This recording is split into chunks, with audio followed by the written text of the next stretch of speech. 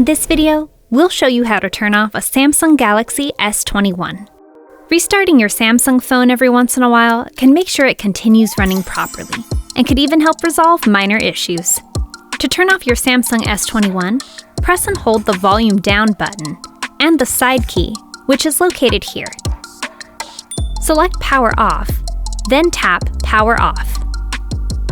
Other ways you can turn off your Samsung S21 are through the Quick Settings panel and by using Bixby.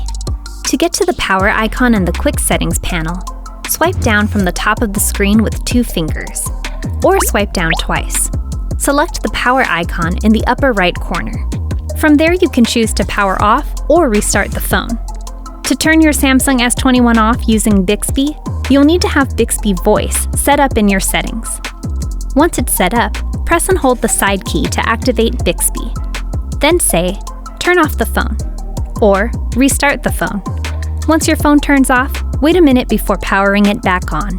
To turn it back on, press and hold the side key. For professional help fixing your tech, visit Asurion.com. And don't forget to like and subscribe to our channel for more tech tips.